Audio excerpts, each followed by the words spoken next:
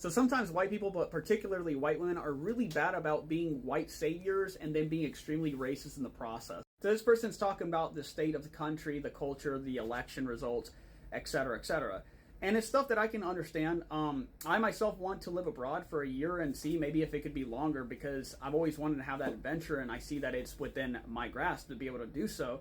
And I grew up undocumented here in this country, so I couldn't travel or do anything for a large portion of my life. So, of course, I comment saying, hey, I'm Mexican. I plan to immigrate to the Philippines in 2026. I have a diverse set of reasons to why I'm choosing to do that and why that particular country. Of course, I'm not going to drop 3 paragraphs here, but I'm just agreeing with the person.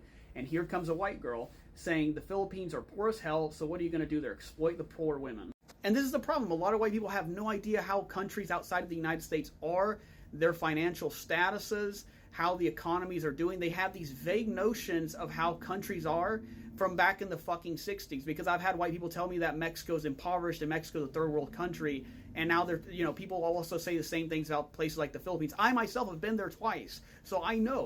But if you look at real data, the Philippines has a 15% poverty rate, and the U.S. has an 11%, so it's pretty relative. But in terms of outright quantity, the U.S. has more people that are in poverty.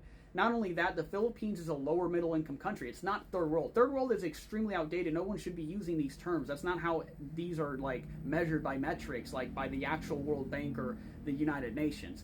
But in any case, it's going to an upper middle income status this fiscal year. It's been doing amazing economically. HDI, another metric, Human Development Reports, it has a high human development score. So by no means is it poor, or is it impoverished, or is it third world. These are all just baseless stereotypes and shit that's outdated that people want to continue to cling to. And this is the problem that I have with some white people that have no idea what the fuck they're talking about when it comes to countries outside of the United States, and they want to pretend like they're championing people, but at the same time, they're literally talking down these people like they've never progressed for decades and that they have no agency, which is ridiculous.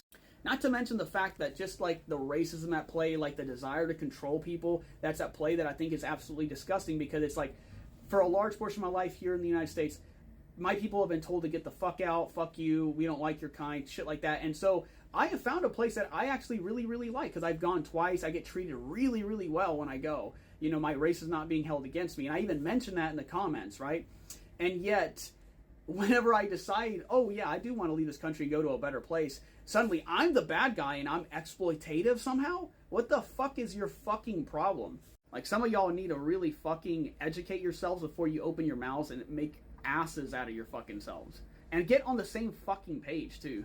And again, I just have a huge problem with people that try to virtue signal, that are vastly ignorant, that are themselves extremely problematic, just as problematic as other people that are just outright racist, because they themselves are just blissfully fucking unaware of how colonial they are, how Western superior mindset they are in that regard, and just how disgusting manipulative they can be.